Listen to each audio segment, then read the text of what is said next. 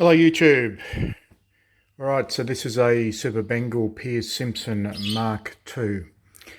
Been holding off on this one for a while. It's going to be a big restoration. I want to show you people why you should see radios in person rather than just click buy now or put in bids over various auction sites. Now I've put lighting on above us so the lighting shows this in real light. All right, so I'm just going around the radio. All right, we'll look at the face. Okay, spin it around. I bought this in person, so I went and saw it. Okay,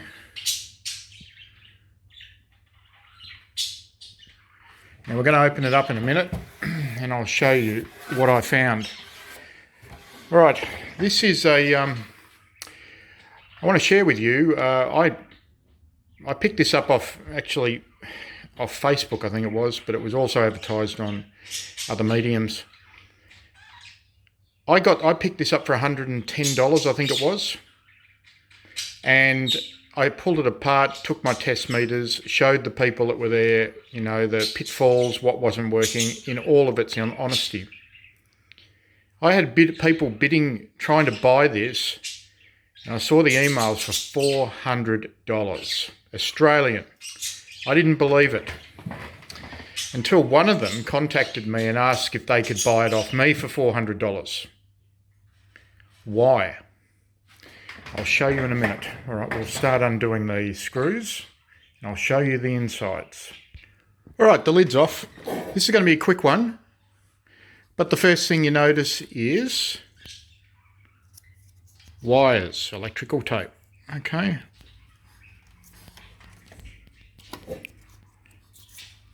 More wires, okay? This is not covered. More here. These ones aren't even covered, okay? They're just cut, desoldered. I don't think you can see that. The front switches down the front, they're all burnt. Two of the switches have nothing on them, which are the PA NB on and off. They're totally disconnected. The SWR switch, VSWR switch, has wires connected to it. The on and off switch has this ribbon cable connected to it, non-factory. Okay, so as we go over it, I'll replace the VCO. I already have one of Razor Ray's VCOs. I'll put in a O2A chip holder so that this becomes serviceable. You don't have to remove the bottom. I'm just going through over this whole area. I can't see the underneath as yet.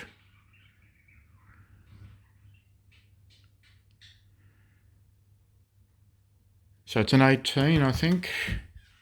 No, 40. All right, so all the problems seem to be up the front, and I'm getting geared up for channel mods underneath the O2A chip. Let's see if I can get the cover off. Hang on. All right, I've started removing the screws. First of all, we've got a couple of different types of screws, which is consistent with the top side.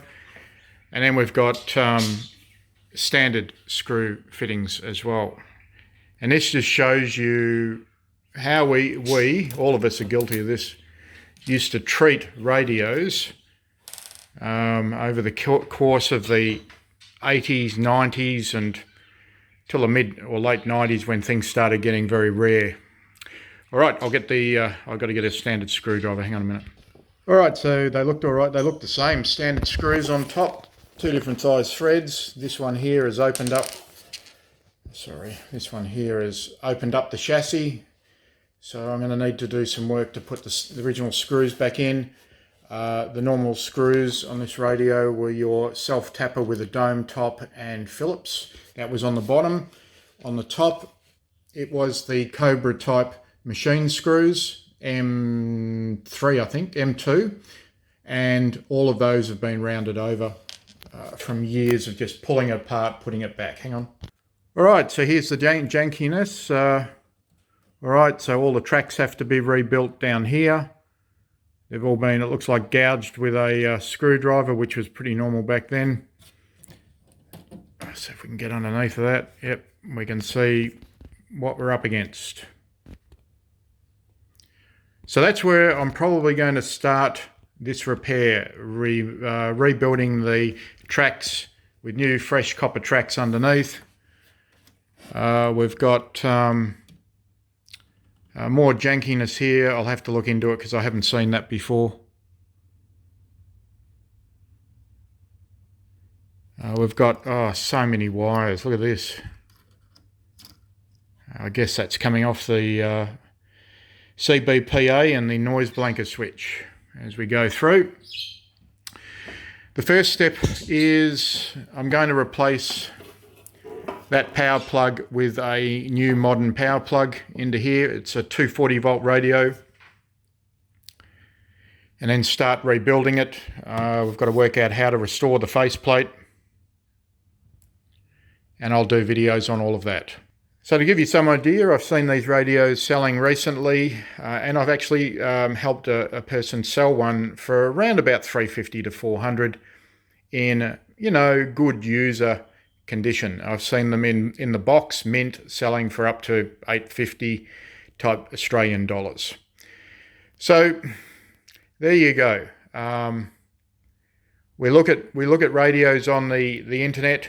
We get all excited and make emotional decisions, and you end up picking up a piece of garbage like this, which it will be restored, and it will look nice and neat, and it will be worth probably $400 by the time I'm finished.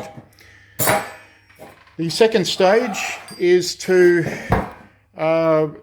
take the covers down to bare metal. I'm going to experiment with using the Dulux vinyl spray, because this is a vinyl finish. It's got a slight imperfection to it to make it look like it was vinyl covered. That should come up really well. The covers, totally dismantle them, and I'll try and get new inserts made up for the front covers. And for the meter lights, I'm not going to use bright white. I'm going to use bright white, but they're dimmed. They're a soft white for an ultra bright but manufacturer looking OEM result, but you're able to read the displays a lot better.